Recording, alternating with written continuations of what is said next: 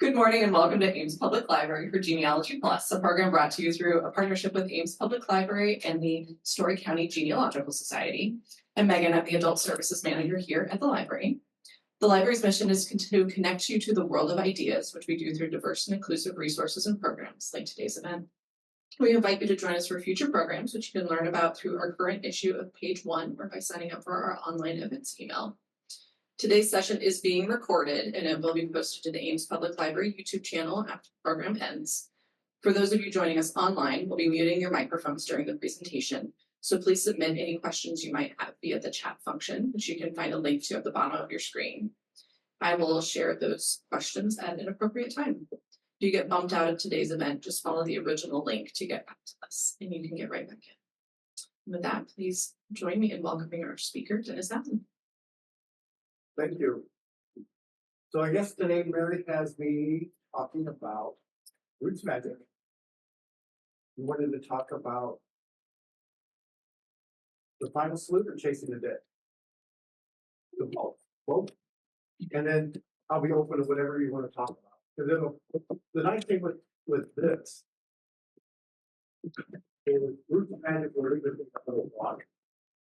So we have a question is Mary knows I'm pretty open-minded about on all for it. So who in here has Mac and who has Mac? Okay, RootsMagic does work with Mac now. And if you have RootsMagic or if you have Windows and you go to a Mac in the future, you can use it on Windows. You buy a Mac machine, you buy it again for Mac, it'll convert right into it. Another thing is they have RootsMagic to go with this software. The RootsMagic to go, it's your here. So it'll run on a thumb drive. I don't know how that's working for the Mac system yet, but with the Windows system, it works great. Chris is using RootsMagic 7 still. She can take her thumb drive, she can go out here to the library, she can plug it in, she can run it on any computer. So that's the nice thing about that to go. You get done with it on there, you come home, you say, hey, let's get back together, it'll match back together. So everything's the same. Just remember if you're going somewhere, match it back up. So whatever you put on your computer, it matches what's on the stick, the thumb drive, and you take it with you.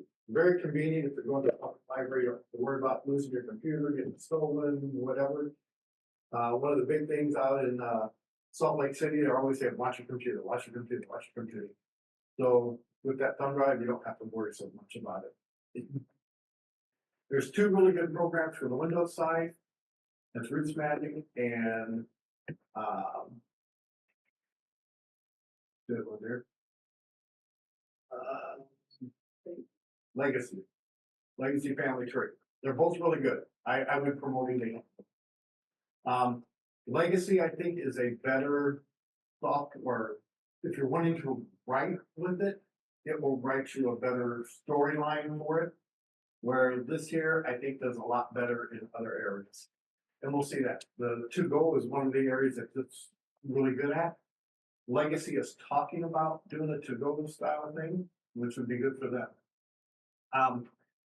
If you have the GEDCOM file, everybody know what a GEDCOM file is.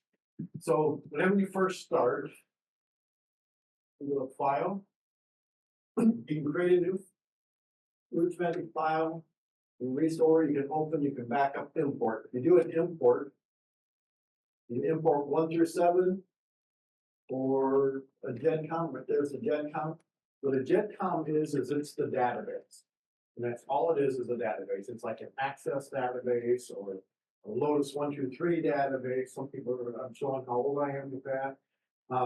It's just a spreadsheet style database that it knows that if, no matter what software it goes to, Legacy, My Family Tree, RootsMagic, the old PATH file, if you still use the PATH, that will all export to a GEDCOM file, and it starts with 0 is this, 1 is this, 2 is this, 2, 2, 2, then it'll go back to 0.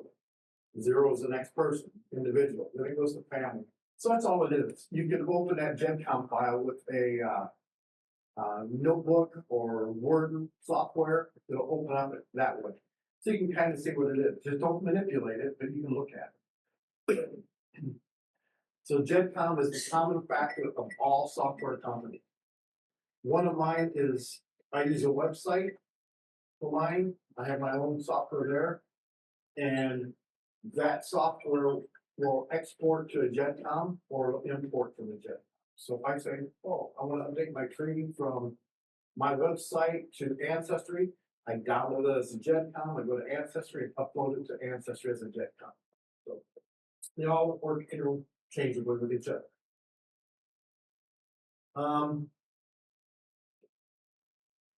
Parts of this here is really nice and slick. It gets cumbersome sometimes. But the nice thing is that cumbersome, once you can overcome it, you'll figure out ways to use it better than you've ever thought. In this case here, this is me. I'm on people. I open up mine, I double click, I enter my information, I can enter my marriage, whatever, I can enter all my facts. And then we lost the internet. We're talking. I think it's just the HDMI because I can still see it. There you go. So I can put things in here. I've got my birth, my siblings' births, my marriage, education, things like that. Marriage of my siblings. Shows my parents. Over here it talks about different things. I have notes, I have images, and I can click and add those in, and I can see right away what I have an image for, what I have documentations for, things like that. Do I have a source for it? I can put that source for it in there. So I can do those things. The nice thing is, what I really like, how many times have you researched somebody? And I have one right now on my tree that I have to do it for, so maybe let's see if we can do it for her. Let's go back, goes this one. So down here, I can come to here. I want to find, unless I've already changed her. Nope, she's already been changed. Okay, so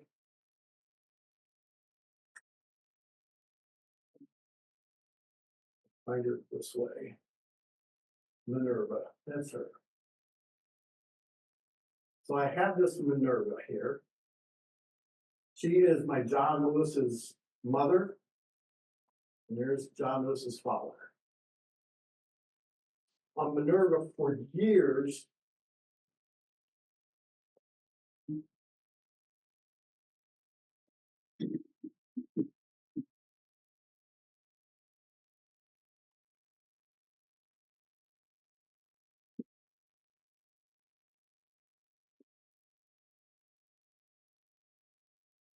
keep trying to keep it going.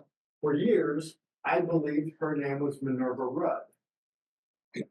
But there was no way for me to prove that.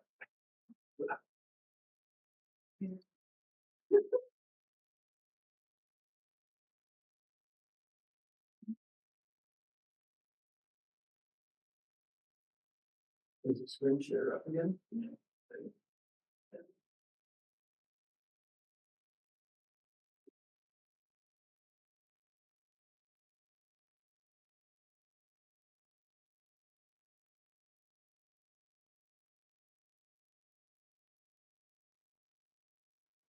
There we go.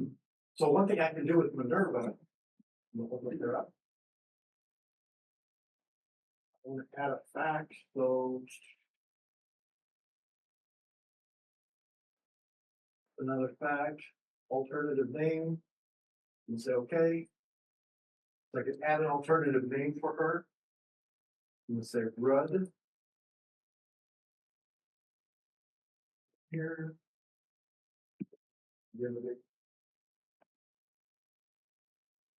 Minerva, surname R-U. So I got Minerva Rudd. And I can prove that that's not my correct. Now, what everybody else says, I can prove it now. So I'm going to come down here and note. I'm going to say This Minerva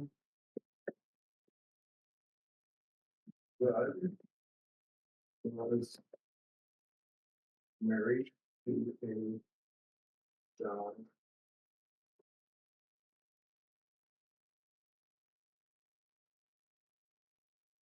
by 1913. He died 1914. By John Rome died 1883. Okay. I edited that note. I say close. Okay, so now for that Minerva. Yeah, see that? Okay. So that Minerva should have an alternative name for it now. But how's that helping me? Come back to here again. I'm going to click on that and I'm going to say proof. I'm going to say disprove it. Close. Now it's disproven. Look what it did to that. Right here. It turned it red, put a red line through it. So now I know that I've just proven that. So 6 months from now, Chris comes up to me and says, hey, you got that Minerva, it should be Minerva Red. I can come back to this. Oh, there's a note for it. And I can read my note. That way I'm not reinventing another person again. I'm not going, oh, maybe I was wrong. I can come look at my note and say, this isn't her because of this. So that's what I really like about it, that it red lines that person or that event. So it's always there. You can do that with any fact. You can redline any fact by disproving. At the same time, I can prove them with that. So I know that census is proven. I can come here and prove it. Doesn't do anything special, but I know that that was proven. So things like that. That's what I really like about it is now whenever you're on that trek to thought process, trying to figure out somebody and you know this isn't working because of this, still track that person. But say this isn't them because of this isn't them because of this. So now you're not reinventing your whole process of learning about that person and trying to figure out, oh, maybe I'm wrong. Maybe I'm wrong. If you write down what's wrong about that person, you have it always on your fingertips, knowing what's there. It's almost good to see 15 red lines in there as good as it is to see 15 black. Because then you really have proof this isn't them because of this. So that's one thing I really like about this book. Entry into somebody, they want to add her father. It's very simple. Give a name. I have no clue who it is, so we'll make up something. John. Okay. He's a male. Is he living? No. It'll keep that living unless I put a date in for the death. So I'm going to say 1800. He was born. No one's okay.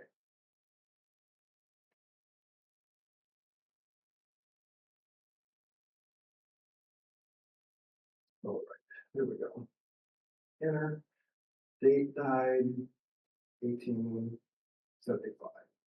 Don't know where. And it should take that living off because I have a death date, but if it doesn't, click on it, save. It'll ask me if I want to keep the way I have it or do it the way they did. I would say keep original. There it is. So I have his father now, John Doe. Starts talking me through things. If I want to add something for his like a census record, I'm on him. So now let's close this. To get to him, I just click on him. He's my subject. Double click. And I say, oh, I have a 1840 census form. I click plus. I come in and I say census. Okay. And then I can come in and add a census year for him. So I can do all of that. I can put a copy of the census. I can come over here and say, oh, I have an image. I want to add that image in here. I just click on that box, add the media, I can add it. Here, you can say source, there's my source. Notes, I want to put a note in on them, I can put a note in on it. So you can really build off of that one person. It's all right there at your fingertips. Okay, close you. So, before I close them out, you know, every once in a while you get those records, and I don't know what I've added to this. I've only had this one for about a year now, and I haven't played a lot with it. So down here in military, usually you get military, and that's all you get. But there's other pieces of military. They've got military service, that's all they have. What about your entrance? What about your discharge? Things like that. Those are totally different things. So I can come up here and I can say, design a new fact. Is it an individual fact or a family fact? I'm gonna say this is individual. I'm gonna say military entrance. Mil E for military entrance. What do I want to use? Use the date field, the place, and description. Principles, okay, add it, there it is. Now I can come down here. And I have a military entry. In my case, I entered the military in 1982, July 19th. I entered at the MEP station in Alameda, California. And I went from there to Chicago for boot camp. So then I can do another one. School, training. I can do mill training, saying, okay, on this date I went to boot camp. On this date I went to A school. On this date I went to C school. So I can put all of that. There's more to military than just a DD 214, depending on how much you want to track their life. And you can put and create all these in here. If I just want to say military schools, I can say military schools. I can do military transfers. I was transferred from boot camp to A school, from A school to the USS Puget Sound in Gaeta, Italy. From there, I transferred to Treasure Island, California for C school, back to my ship in Gaeta, Italy. Then from there to Des Moines. So I can trace all those transfers and see where they are. If these things aren't in here, you can do that. You have a kid who plays baseball, and you want to track his home runs, you can put that in here. Home runs. He hit a home run on this date. He hit a home run on this date. You can track those things. So you can track anything you want. But yeah, so you can create your own fact site.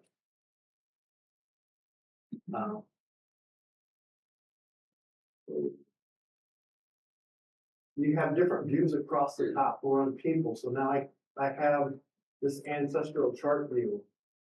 I can do a family view where I see the person and I go down below them, a descendancy view. I have more of a textual descendancy view. There's John Doe, there's John P. Brown. It breaks down, he's a number 2. So number 3, Emily, I should have another John. There's John Lewis Rao. He married America Adeline Weaver. Here's all of his children are number 4s. So you get the different views there. You have your people's list. It's another way to get to it, as down here where I did a search for Minerva. I can do Alan, comma, Dennis. And there's, I should be right there.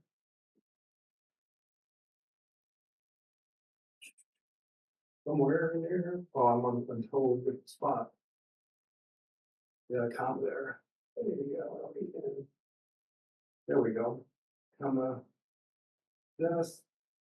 There I am right there. Or I can play with this side over here and scroll and find it if I want to. It shows everybody. You can also show group lists. We'll go into that in a minute. This is family views. So I have Benjamin Franklin Dials and Flora Lee Allen, John Dials, and so I know which family to pick on. I can pick there. There they are.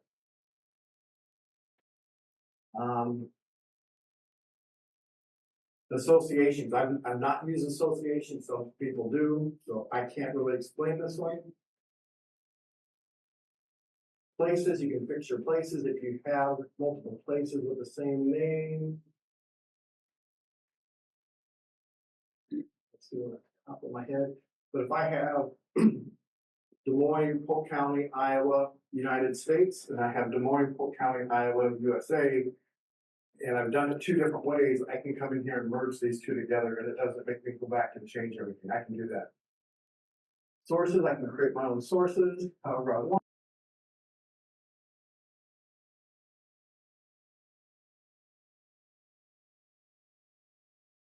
This means it can't find it, so you have to reset it. There's tools to help you reset it. Tasks, this is the old notebook that we used to have with our softwares. The task, I can go in and say, hey, I need to find these items.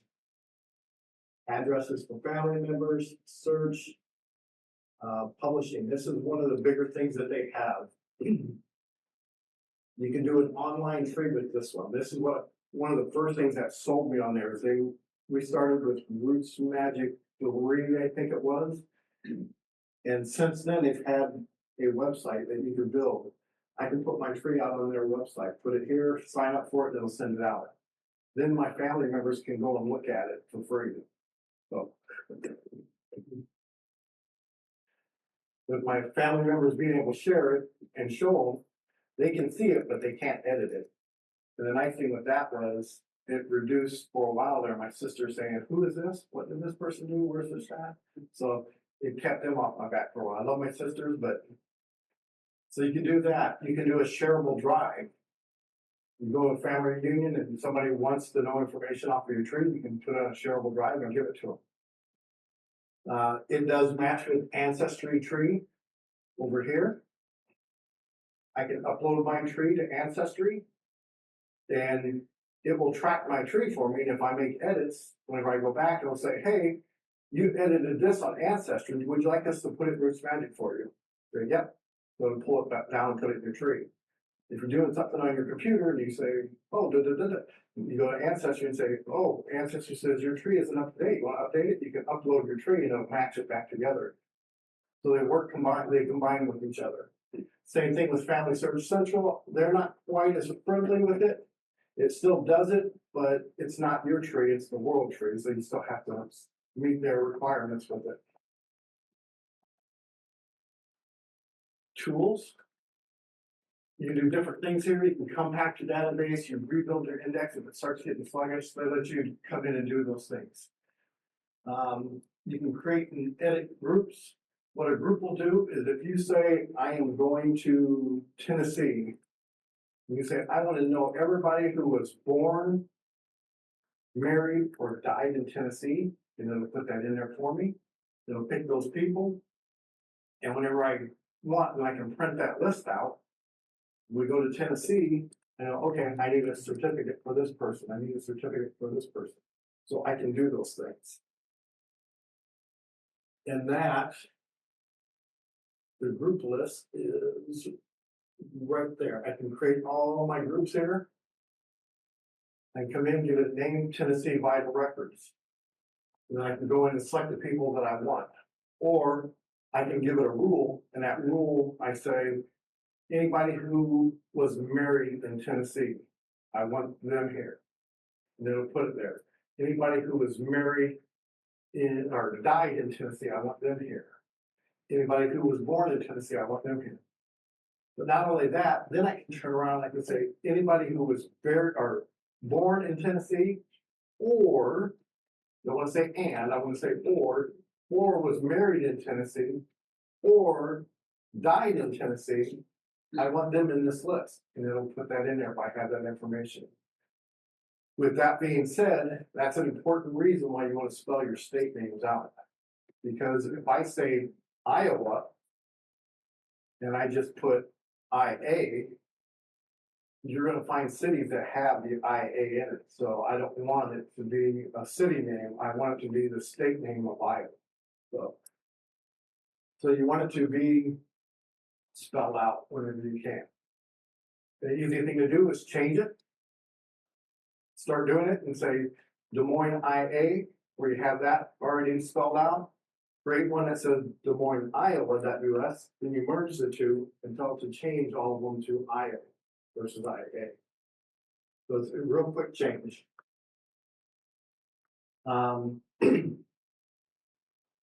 Bookmarks, if there's somebody that you work with a lot, how many of you have a person in your tree that has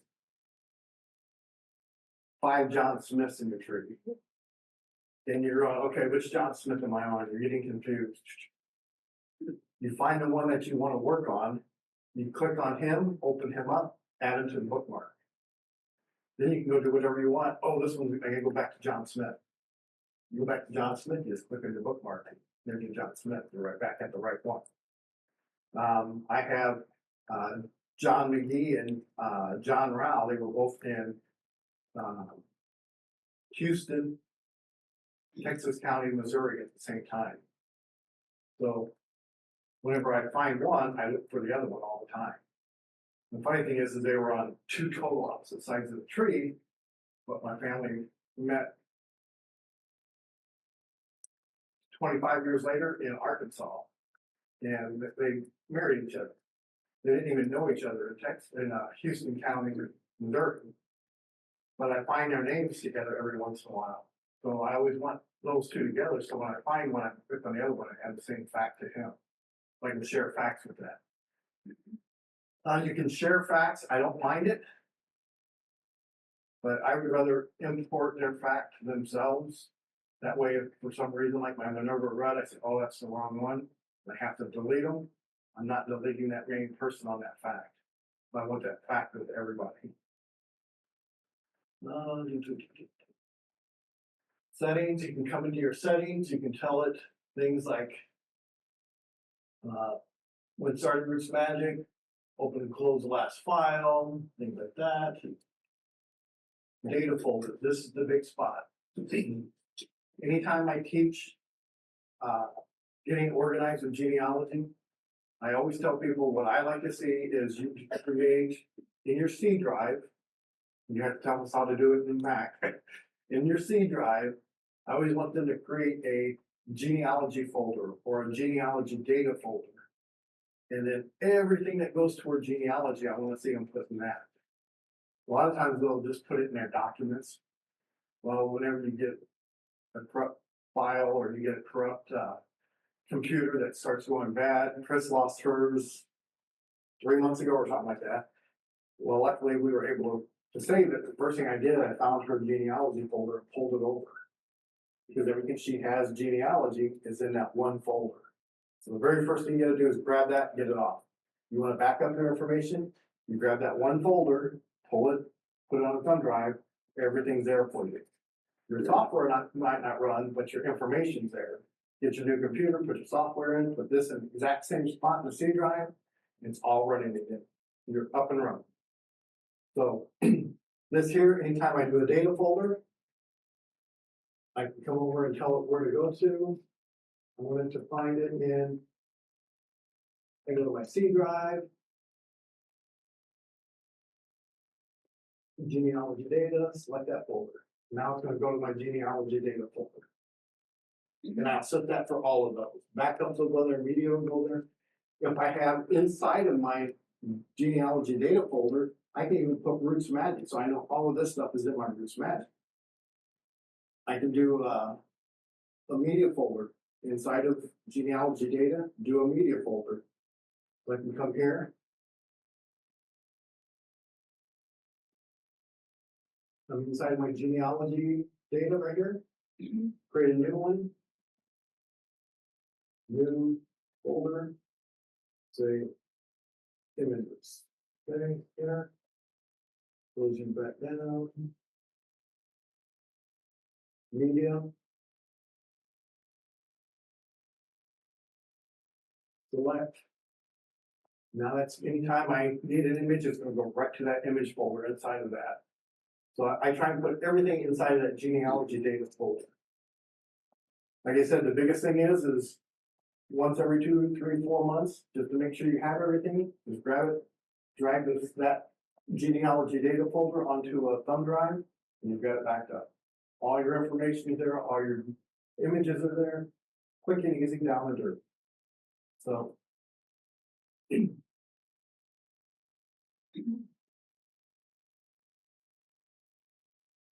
I know we went through a lot there real quick, but it is really an easy program. He said, I've had it since version 3, I'm on 10. 3 to 7 was a really good. They went to 8, they lost a lot of people because it was such a drastic change. Nobody liked it. 9, people still didn't like it, but they were starting to get closer back to 7. 10 is pretty close to 7. I don't think they'll ever get much closer than this. They'll start building off of this again. So they had to go backwards a little bit to get people to accept going forward. So the program is like $40, really cheap. Where legacy is like 80, I think $80 now. It's a one-time fee. So you can use it as long as you can. He said Chris is still using 7, which is probably 7 years old for her, probably. So it works for a long time. So, questions on this piece? What kind of help is available? So if you go to YouTube, RootsMagic has their own video section in there. You just look up RootsMagic and find it. They only update new features or massive changes. So if something really changed bad, like the way you added information, back here, you can see again. It's like if this screen here were to change massively, they would re-update it and show you. Now you do this, you do this, you do this. They usually have 15-minute shorts, or they will get Bruce Busby, who is the founder of RootsMagic. They bought it and then he took it from there and made it grow. Like the other company wasn't making it grow.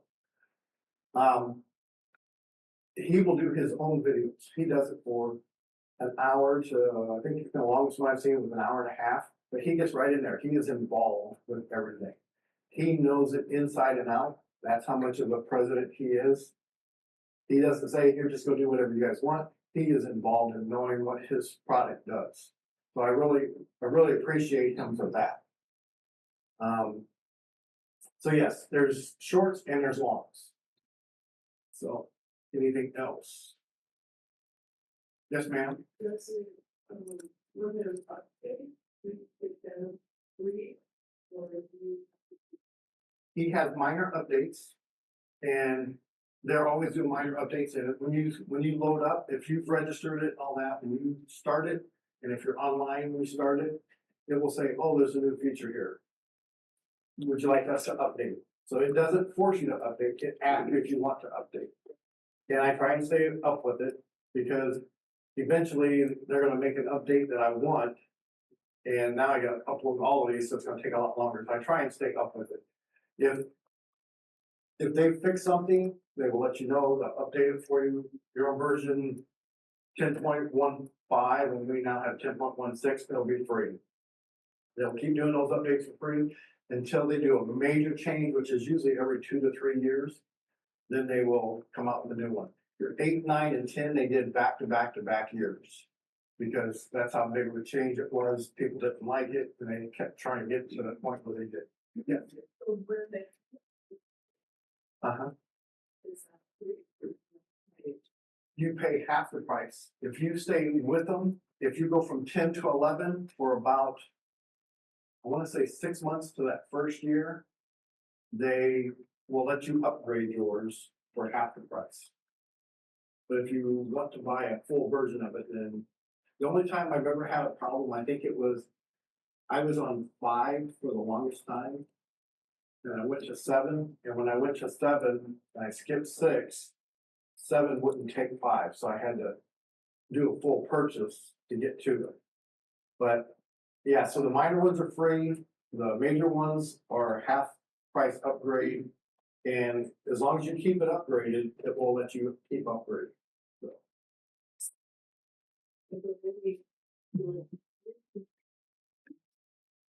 Okay. That was something I missed on this. They do have this for free. And Legacy is for free. And I always recommend to try both of them, the free versions. The limitations are things like, I don't think you can add more facts if you have the free version. So you can put 5,000 names on it, but you're limited to certain facts with those names. You can only do so much. You don't get things like the to-go for free. You don't get the website for free. If you want to create your own website, you don't get that. Some of the extra features you don't, but you can do the basics of putting names in, putting marriages in, putting images in. You get all the basic facts, birth, marriage, death, and I think you get 4 other facts besides that. So you're limited on what you get. Legacy, they've changed theirs a few times. You could do 50 names, and then it was unlimited names, but they restricted it, then it went back to 50. And so I don't know where they're at with theirs now. But both of them are good programs, and I highly recommend if you are trying to come up with one that you really like, download both of the free versions, put 5 or 10 names in this one, and then put 5 or 10 names in this one. Don't move your GEDCOM to it, because then you don't learn how to use it. Just sit down, and you can always, once you do it, say, okay, I like this one, I want to keep it, wipe out the tree that you kind of built, and then upload your GEDCOM in place of that. So, yes, One more question. we'll keep going. If you start.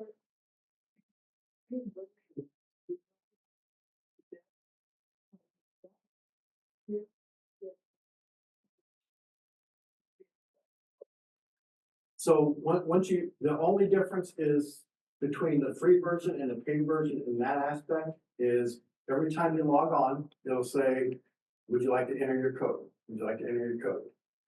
And you just keep saying no, because you don't want to enter a code yet, but you say, okay, I want to buy it. Now, when you click it, you say, yes, I want to enter a code. You put their code is RM10 dash, and then you get a 3-digit dash, a 4-digit or something like that. You put those numbers in, it never asks that question again, and your tree's still running just like it was, but you get the other benefits now. So you just keep going with what you have. So yes. Anything else? If you think of anything, let me know. Any from the back? Nope. Okay. Where else can we go, Mary? Oh, why don't you talk about the film? So one of the things Chris and I do, and we'd like to see somebody up here kind of do something like this, is 3 years ago we did a movie called Chasing the Dead. Now it's called Chasing the Dead Requiem. It is on Tubi, Tubi, for free. That's the second cut of it. They had to make some modifications, and it's a true story with some liberties. It's about Lene Strover, who is a funeral director at Hamilton's Funeral Home. Lene, she was adopted as a child. She used 23andMe to find who her family was. She did all of that with a couple underhanded things, but she did it. And it was her life of being disposed of, and then a family adopting her, and how she's grown into what she is. What we did was we paralleled the life of her and unclaimed cremations. She had surgery. During her time in surgery, she wanted something to do. She asked her boss what to do. They had 300 cremations in their basement, and she says, can we do something with these? She went through, she said, what's my restrictions? Her restrictions were, give them back to the family. That was all her restriction was, give them back to family. So she started with 300. She made it down to 150 by phone calls with paperwork they had. She did a few genealogy researches and got things done. She came to Chris and I and said, can you guys help me? So we started helping her. We took the last 150 that she had and we took it down to 85. So we took those 85 and we did a mass burial, we gave it a funeral, we gave everybody's name out and all of that. Our belief is that everybody should have a respectful burial, so it does all of that. We do it for children, adults, civilians, and adult military. We do for all three groups.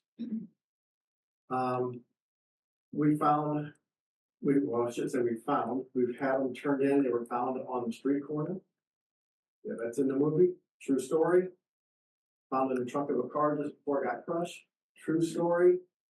Found in basements of a house, true story.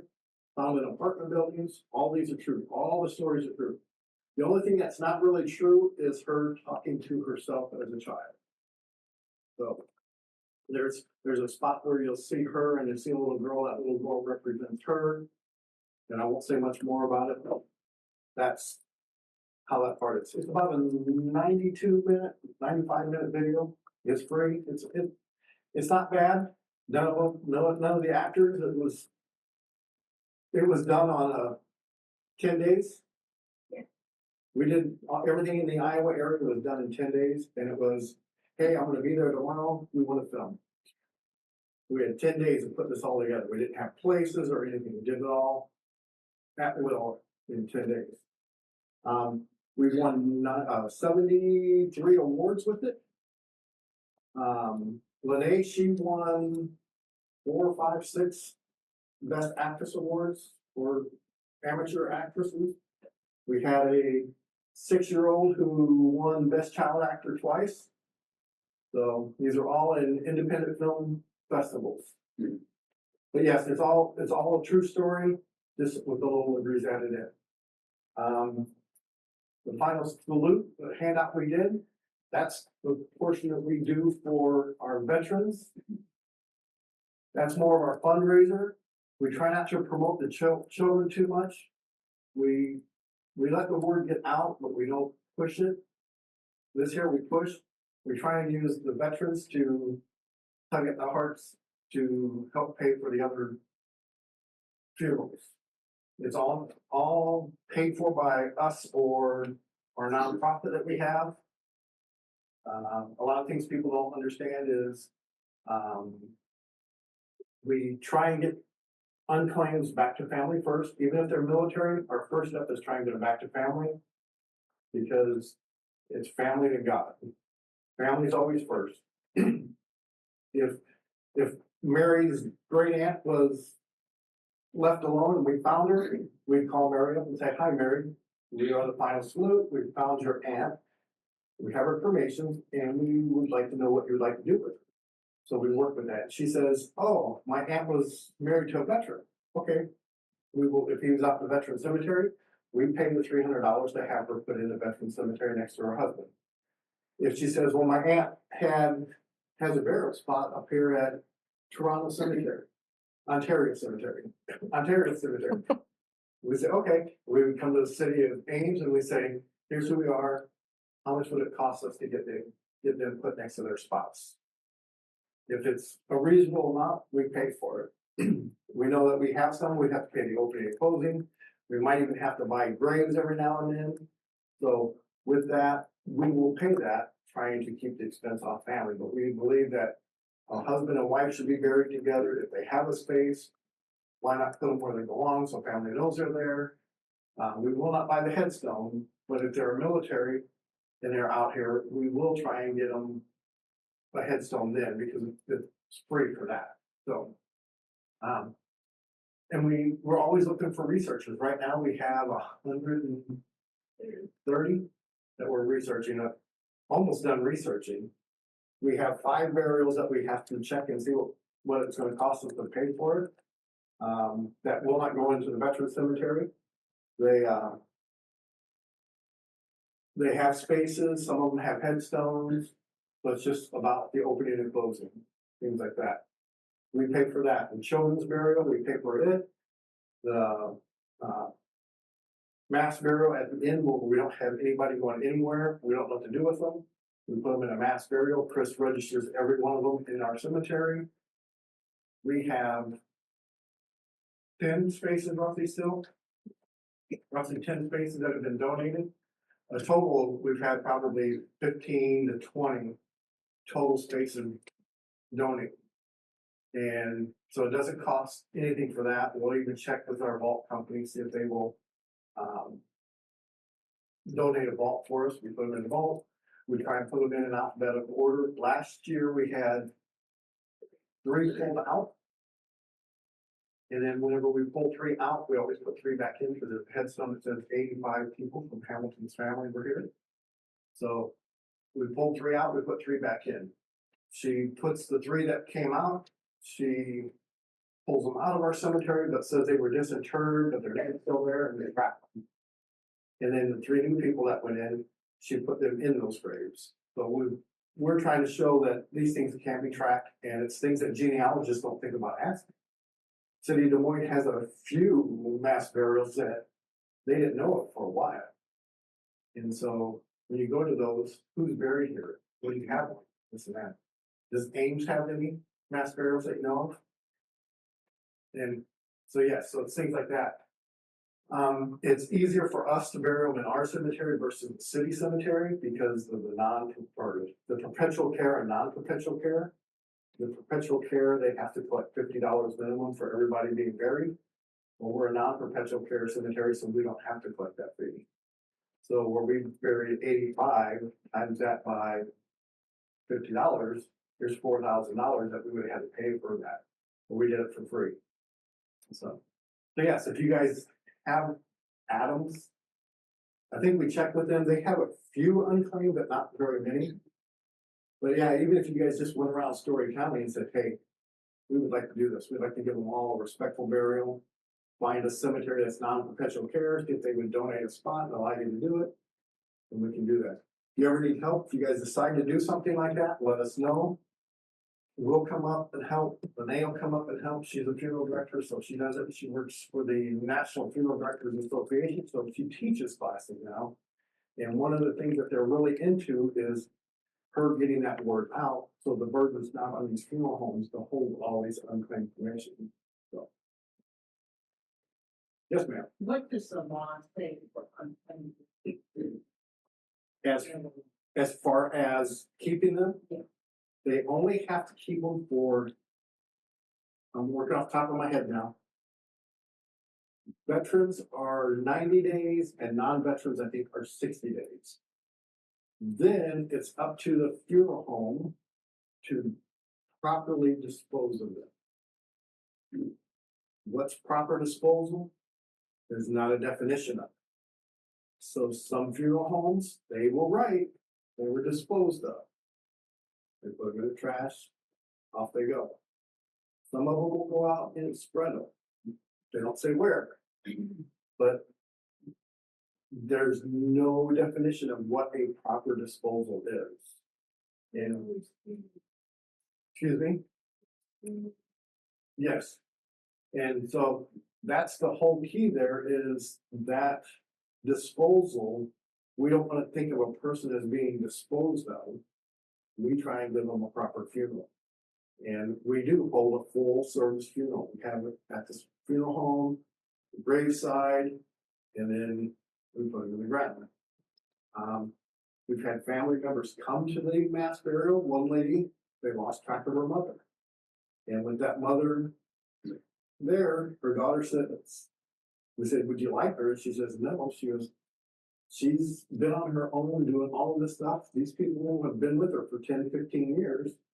Those are her family and friends now. So she was trying to look at it in an optimistic way. And yeah, I could take her home and bury her and this and that. But she's been hanging out with these spirits, let her stay with them. So that's how her aspect was of thinking it. We've had ones like the ones that came out last year. And that was our second time we're opening it. No, just once. We got another one this spring. We have to open our mass burial a second time. A lady from Wisconsin's family couldn't find her, and her attorney or the family attorney was trying to get her to sign off on something. We finally found her in a newspaper because we publish it, They called up Chris and Chris said, yes, we have her. What would you like us to do? And they're like, well, we just need to know that she died and we need this. So Chris sent them all the paperwork saying she was in our cemetery. We did it. Then she called back 2 months later and said the family has money. They want to bring her home. So we're gonna bring her home and put her with the rest of her family. So this spring, the lady's gonna come down from Wisconsin. We're gonna open it up, pull her out, and let her go back. Do they have to get a court order for that? We have to, as the funeral home and cemetery, we have to do that. And we won't be denied for this. So somebody's trying to claim that I'm claiming. Yes, and she said it the right way. I can do anything I want underground.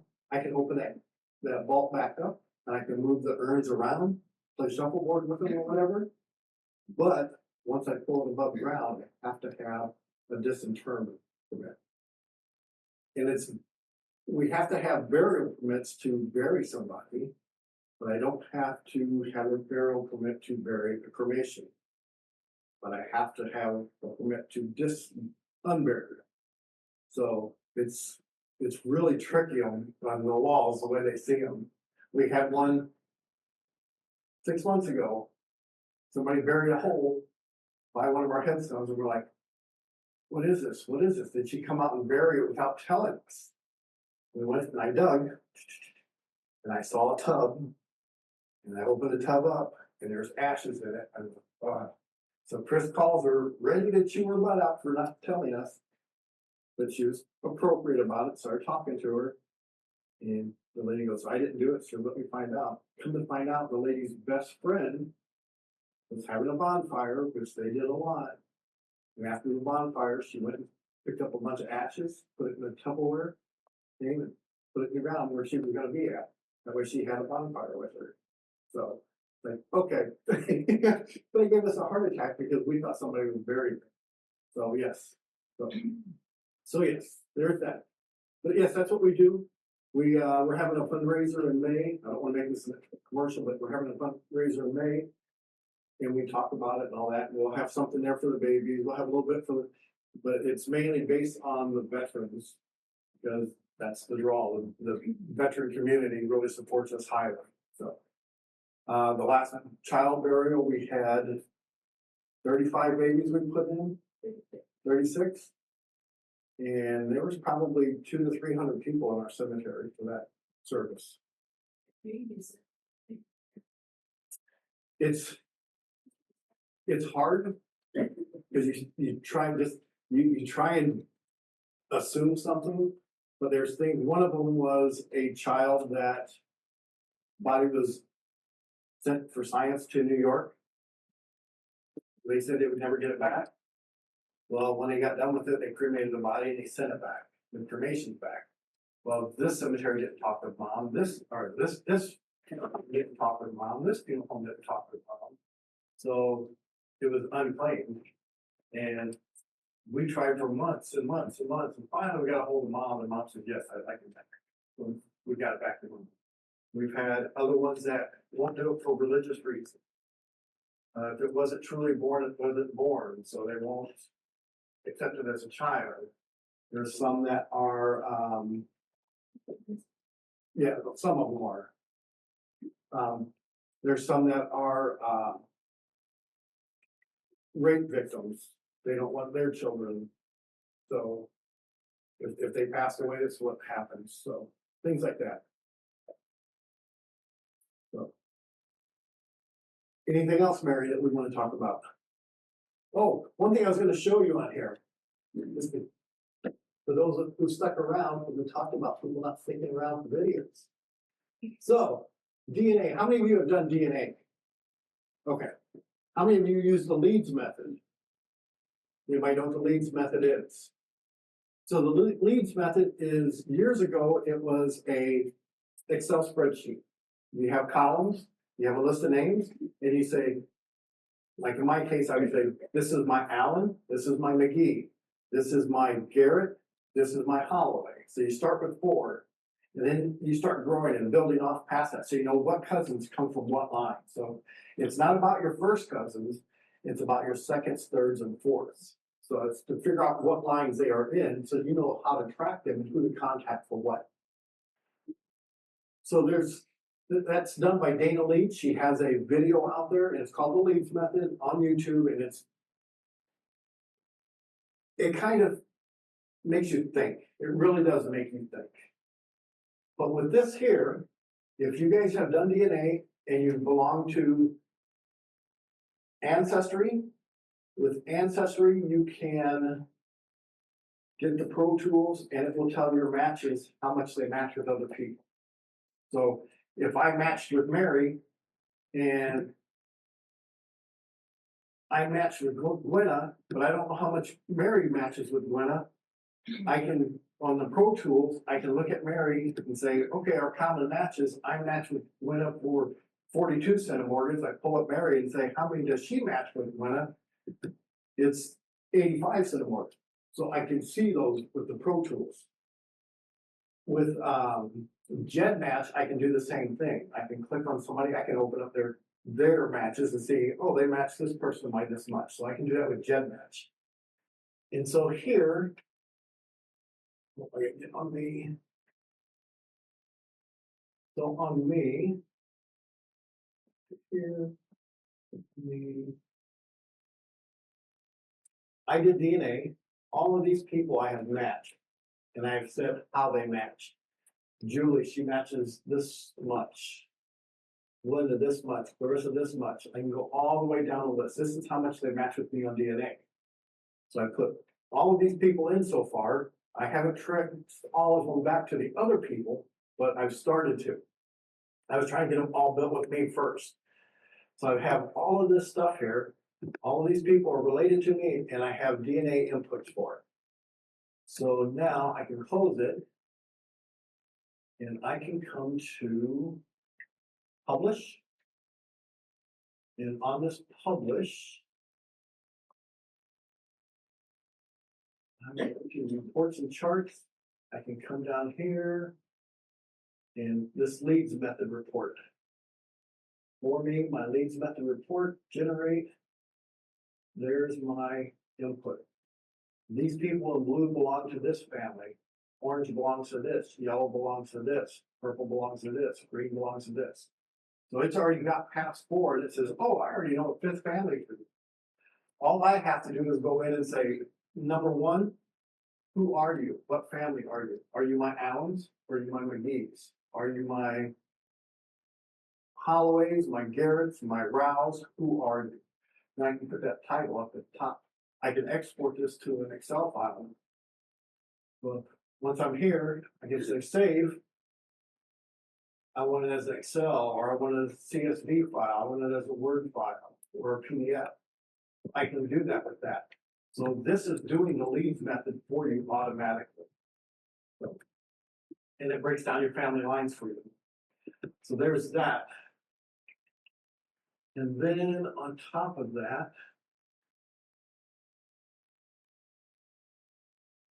there was another one. DNA kinship list. I can do the same thing here. Here's everybody related to me through DNA. So now I can print that list out and I can say, okay, how is this person related to this person? I have a list of all my DNA matches. You can do that. So, excuse me. When I was doing that piece here,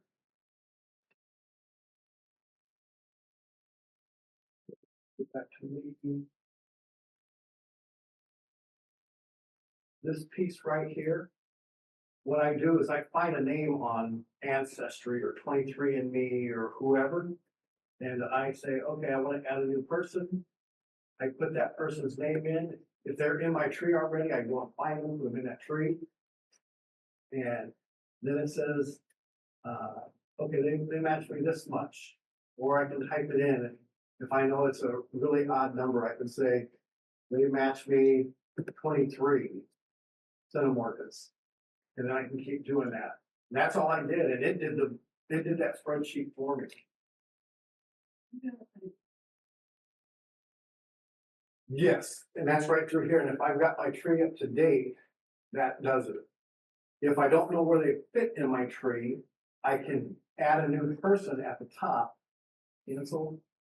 So if I don't know where they fit, instead of typing here, I still go here, click here, and then up at the top, add a new person. So they don't have to be in my tree, and it will put them in my tree. There'll be a floater on my tree, because I don't have them connected. So then as I'm trying to build out and I'm trying to figure out who their family is, I can see that, oh, I've got Chris Nagla, she's out here. We try and build to Chris. If I get to her and it connects her in. I just have to remember I have her put her in. They said this is just their start of it. What I eventually see them doing, they said they're gonna do more DNA things like this. I can see them having their own triangulations. Where if I'm matching Mary and matching Glenna and matching Chris, it's gonna say, hey, this is your second cousin about here. You need to start building to this point. So I could put an unknown parent, and make you my second cousin or whatever, or Chris my second cousin. And then from there, I've got a line now to start looking, kind of like 23andMe does with their family tree, where they build it up. I can see them going into that direction where it's trying to do a DNA tree in conjunction with your social tree that you're building.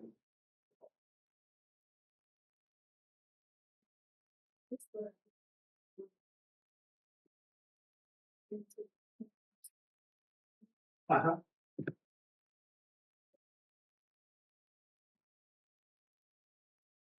Well, and on here, one of those reports, what it was doing. But if you notice here, in my tree, like here it says, I said, this is my daughter. And when I put her in, it says, oh, your DNA numbers match your daughter. My nephew, oh, it matches your nephew. My first cousin matches your first cousin. My niece matches my half sister. So I've got those because she must be high. But this person, I didn't put anything in and it says, oh, this is a first cousin for me. This person, they worked my tree at the time. Oh, that's your parents' first cousin. So it's giving you a guess when it puts it in. It's guessing for you where they should be. You just don't know which branch they're on yet.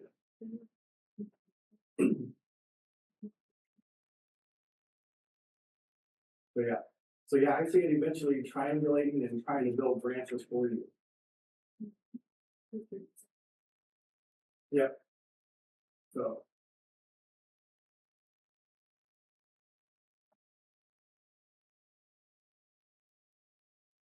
How long are we going, Mary? Do you know? Oh, well, probably, Good. We can talk about more. it's up to people.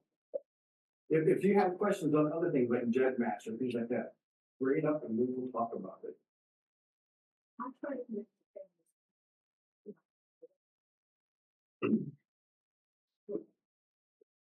Okay? that family search. Family search is difficult because you're trying to connect to a world tree. And it's difficult because if you think about you going into family search and wanting to make a change, you have to put in all these steps. Now think about this, you're trying to connect a tree to it and you're putting in 50 changes at once. Hey, you're wrong here, you're wrong here, you're wrong here. Now it's got to figure out. So it's really, as I said, it works good with roots or with ancestry because your own tree. Where with family search, it's not quite as forgiving.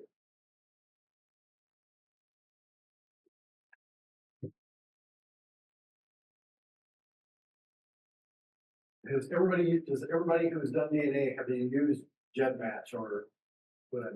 Do you know what GEDmatch is? Have an idea, okay.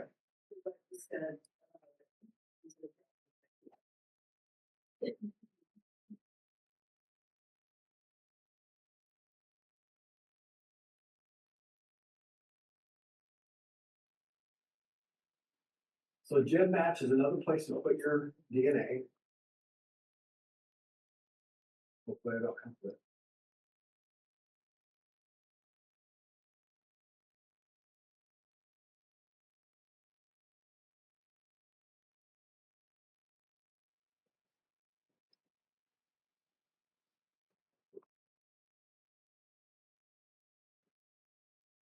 Yes, okay. So here in GenMatch, you can have 5 kits now. Whenever I created mine, I could have a lot of kits. So on these here, these are all the kits I've done. I've done different things with them. But here's my kit number. A lot of people are, when they show this, if you go to a class, most of the time you'll see them hide this. I don't understand why they're hiding it, because if I get one number, I get every number. So there's mine. I like to use this one-to-many original version. I'm gonna put my number in, Control V. There it is, Dennis Charles Allen. Display my results. This is gonna show me 3,000 people that I match, and it's gonna show me what test company they tested with. So here's the people here. Work with it in that room. My daughter, my sister, my uncle, my cousin, my granduncle, my cousin, cousins. Get down. And then things like right here, I have no clue who this person is. That Donald James Logan, no clue at all. I've never heard of that person. But I can take his number now and do a couple things here. I'm gonna control his number for a minute. But I'm gonna go to this Mike Stockdale. Just remember Donald Logan, Mike Stockdale. No clue who he is. But right off the top of the batch, trying to see if anybody I recognize here. There's my cousin Kim, so I know he's on my dad's side. That quick, I knew what side he belonged to. He's on my father's side. But you can see how I can contact them with their emails. Got emails there. Look over on this side here. I see 23andMe, My Heritage, Family Tree. I think that was Ancestry because of the A. 23andMe, Ancestry. If there's an F, I think there's one. That's Family Tree DNA right there, T. So I know what company they tested with. So I can go back and say, oh, yeah, I saw you there.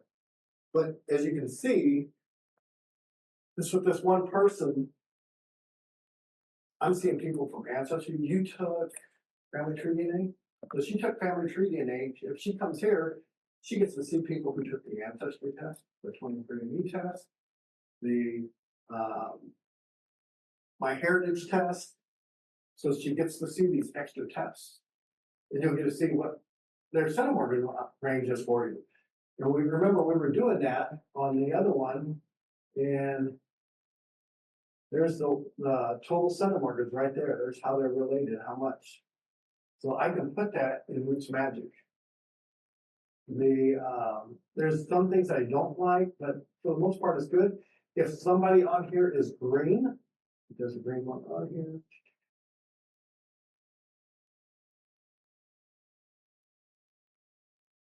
There's the green one. That green one there, that's been within the last 30 days. The brighter green it is, the newer it is.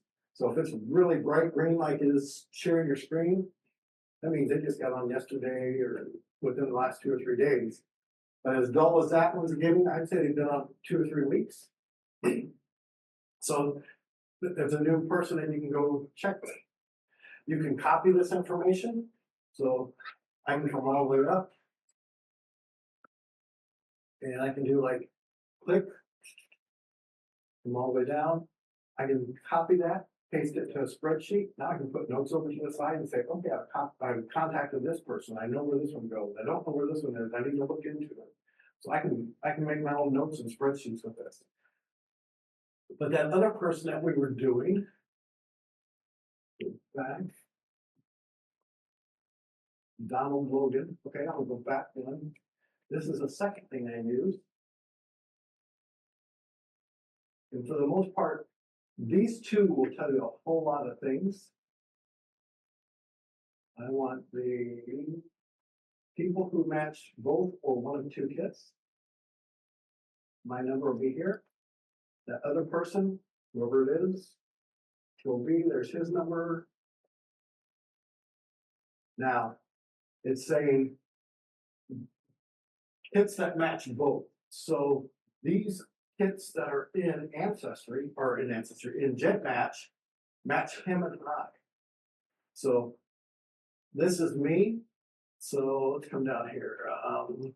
Bob Fielder, he matches us.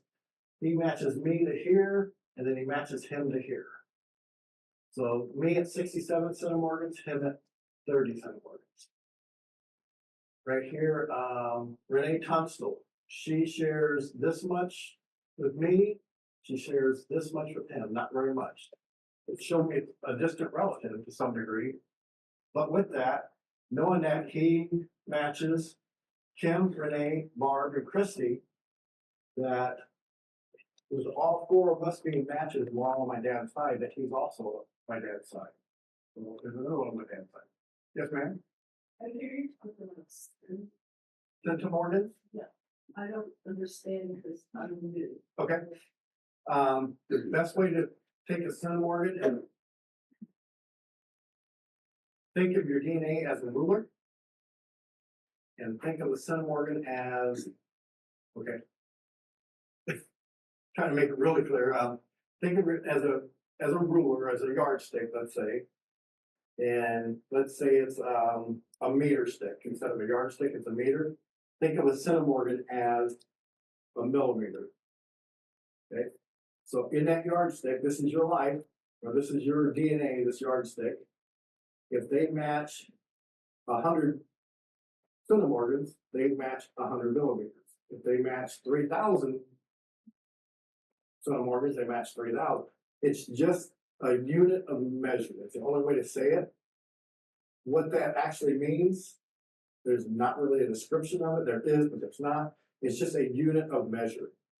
And everybody matches, like myself. You see where I match myself at 3,500 or whatever. My daughter, she's matching me at this. So this is a bad combine. I need to get rid of it. But, right, Gwyneth? You do DNA, right? I'm trying to think of the number that, Mary, what's the number that we carry for DNA segments? You talking about two? No, the total centimorgans.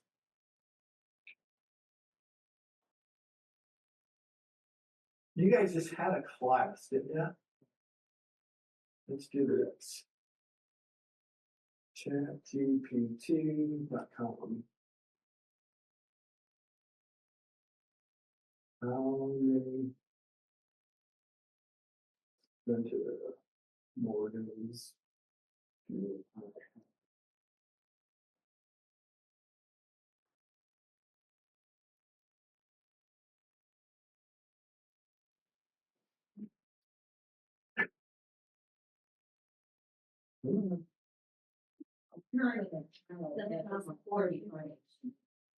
So there you go. What was it saying? 7,500. So, like that one where it was combined for me, it should have been about 7,500, but it's not. My daughter has 3,300 of my centimorgans. She has half of me and half of mom. So she has a little bit more of her mom than she does of me. So it's just a unit of measure.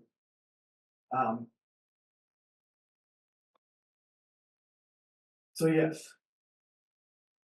And this helps you with triangulation. So you can see here where my sister has 2,700 and I have 3,000 of me. So it should be 7,000, where I match my sister this much, that guy matches my sister this much. So that's where they start using triangulation. They say, okay, if you were siblings, you would both be at 3,500. Well, he's at 2,600, so he's way down here, or he's at 26. He's way down here. So now it has to calculate how is he related to her with 26 centimeters. No, but DNA Painter does. DNA painter.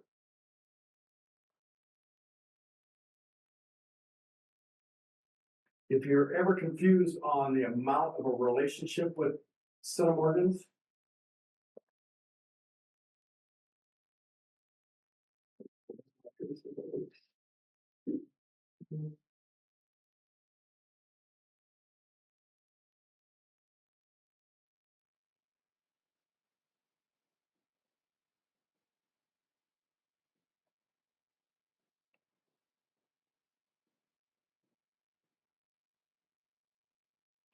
so if you go to DNA Painter, you can put your relationship in at the top. And it'll be like, that one guy was 26 centimorgans. I can put 26 centimorgans. One of them, Ancestry, I think it is, gives you a percentage. And with that, you can below that, there's one you say, click, it says click here, and you can do a percentage. With that percentage, you can click on it and say, oh, they're 1.26% of me. So you click that, it'll convert the centimorgans for you. But then underneath that, it will show a tree.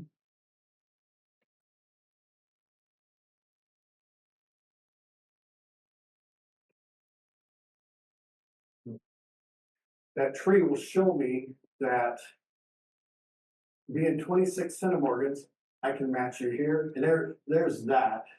So 93%, 41% centimorgans. So I can do all of that.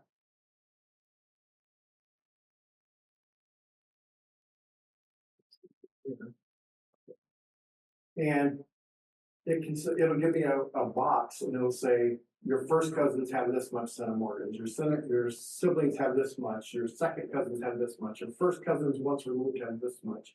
So I can look in that, and that 26 might match in 15 different places.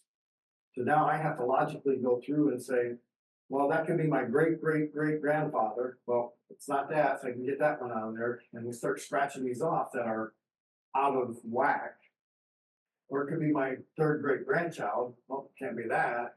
So now I start making those 15 into smaller, and hopefully I get it down to about 5 or 6 that I'm truly related to. And it would be like a second cousin once removed, or second cousin twice removed, things like that. So.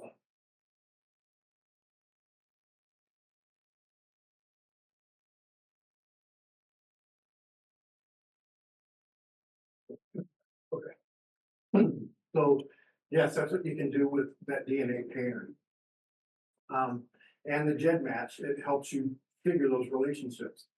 One thing nice with GEDmatch is if you have siblings and you have siblings who have tested, basically you and your sibling tested, you can turn around with that and you can say, if it's just DNA painter, or if it's this also. Okay. So in my case,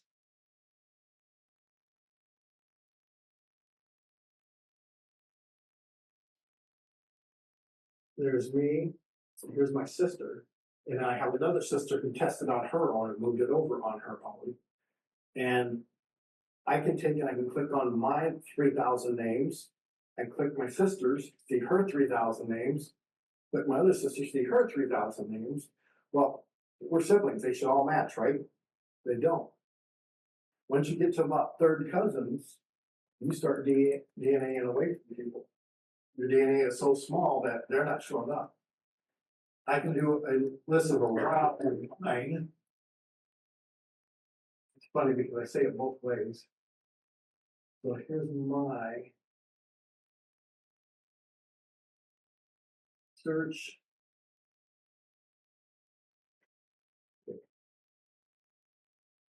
I'm gonna do Control F. I'm gonna say route, R-O-W-E. I have H route. And then I have Whitney route. Okay? H and Whitney. We'll go back here and change this kid to my sister. There's my sister. Display her results. We do the same one. Control F. There's my route. She's got 3 that matches her. H and Whitney were mine. So let's go to, there's H. So we both match with H. she's got CV brow. And she's got a Rowena, she doesn't have Whitney. So. I don't have CV, she doesn't have Whitney. And all that is a good test for that is go home tonight. Separate a deck of cards, blacks and reds. Black will be your father, red will be your mother. Shuffle the blacks, shuffle the reds, pull 13 cards out. Pull 13 cards out. Write them down for you. Put them back in their prospective files, shuffle them again. Pull them out again for your siblings. You're not gonna get the same cards. You're not gonna get the same DNA. You're both playing from the same deck. On both sides, but you don't get the same DNA. So that's how come my sister doesn't match me 100%. You know, matches part of it. So yes, so that's a way to get people to think of, oh, why is it different? So why is that important for DNA? Well, with this list here, you can see that I would have never had that CV Rao, whose name is Charles. I think it's Charles Victor, if I remember. I don't have him on my list, so it doesn't show that I'm related to him, but I know who he is. My sister does have him on her list, but she doesn't have the Whitney. And then my other sister, she's got a total different one. So here's my other sister here. Should be at the top. Yeah, Belinda.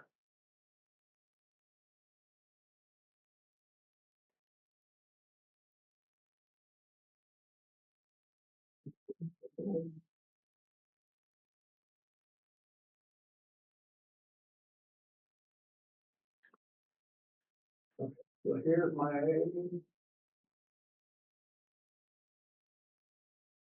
other sister Belinda right there. I click on her, open hers up, and we do Control F. And she's back down to 2. So who does she get? She gets CV and EV row. So we've got different people for all 3 of us. So I like to use my siblings in that sense where I can get the other people. Does it help me when they're my 5th cousin, 6th cousin, 7th cousin? No. But up here where they're my 3rd cousins, where I grew up with 2nd and 3rd cousins, I know who they are. These are ones that I forget about, but oh, I forgot about Charlie. Oh, I forgot about this person. So I grew up with these people. They were a little bit older than me, but I knew who they were. So yes, that's the importance of that. Yes, ma'am. Yes, what is the lowest number of center fields that you would consider meaningful when you're trying to figure out a relationship? Without going to extremes. I like to take mine down to about 10. And because you have to think, every time you do it, you cut it in half. So every time you go to the next generation, you cut it in half.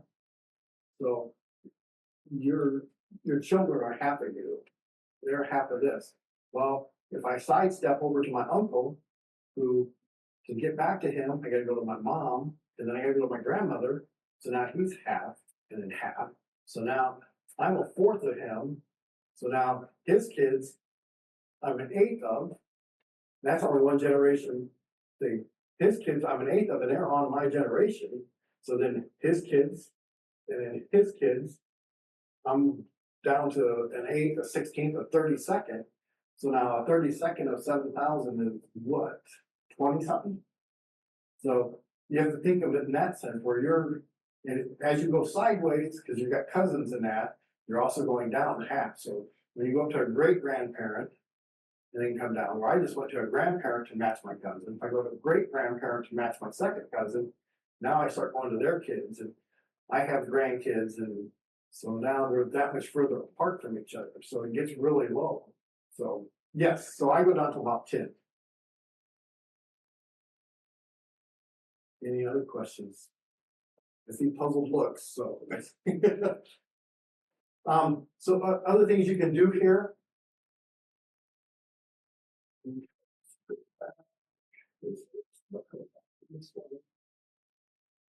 With this website, GenMatch.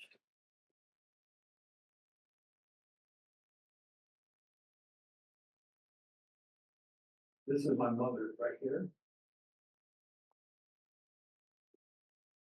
See. One of many. Control V, display results.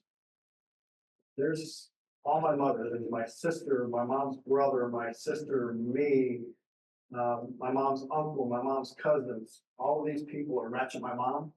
My mom's never taken a DNA test. What I did was I combined, on this site, one of the things you can do is create DNA. So I took myself, my two sisters, there's three of us, it takes 5 siblings to create your parent. So I took my 3 sisters.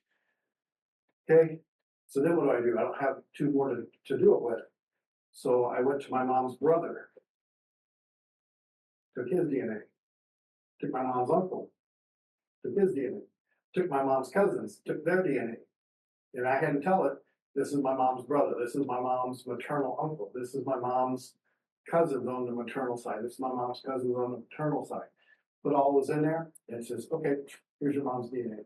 So I did my mom's DNA. I haven't done my dad's yet, but I want to. So yes, so you can do things like that with this. It's along the line where you saw me taking my siblings, how I'm missing things. My uncle here, Uncle Odell.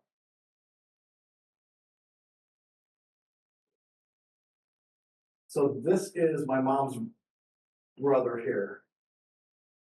This is my mom's uncle here. He actually took a DNA test for me. So I can come here and think about what that kid there does for you. That's my grandmother's level of DNA. I'm 60 years old and I have my grandmother's level of DNA. And my grandmother still has one more brother living. This one here, he just passed away, what, dear? A month ago? Maybe 2 months ago? Maybe. And then he's got a brother still living. I'd like to get his DNA, so that would help build my grandmother's DNA. But that Rao family, he's along that Rao line. Let's see what his does with that Rao. Control F. W-E. He's got 4. He's got an H Rao, and look how close they are to the top. They are right there at the top. CV Rao and H Rao, right there at the top for him. And then at Whitney should be down a little ways. There's EV and you get the Rowena. See, he doesn't even match the Whitney. So he may be too far up on her still because he's 2 generations ahead of me. But so yes, it's things like this that you can do with this and find those extra cousins. I have no clue. My Holloway family totally baffles me. It's one of those truly brick walls that I've been fighting for years. But now I got a Holloway here. So how does she fit in? I can come through this and look for more Holloways. And so that's what I do is I try and browse it to recognize names. That's the importance of women when they do things like this, of using their maiden name versus their married name. So if Mary, what's your maiden name? STH baby. So if I was looking for that, when I come through here and I see a Mary Lower, like, okay, keep going, keep going, keep going. But it's like, oh, but I want my German side, and she had that in there. Oh, guess what? I see it. It's like, oh, there's what I want right there. So that's the importance of using your maiden names on things like this. So, plus, it's also a safety factor for you because they have less of your identity still because they don't know what your current name is. So, all right, anything else? Have we hit on any other spots? Somebody's taking a lot of notes there. DNA is a really good thing to do. Everybody thinks DNA is going to give you the answers. It's not giving you the answers. All it's doing is another book. It's just like a marriage book. It's like a death book, just like a birth book. It's a DNA book. You go there and it says, oh, I have to look at this person. I have to contact this person, see what they know. Contact this person, see what they know. And you know that you're related. You just have to come common ground where and how you're related. So, you guys get enough today? think we're about it. Okay, No awesome. questions for me on your side? Nope. Yes. Not a thing. All All right. Thank you.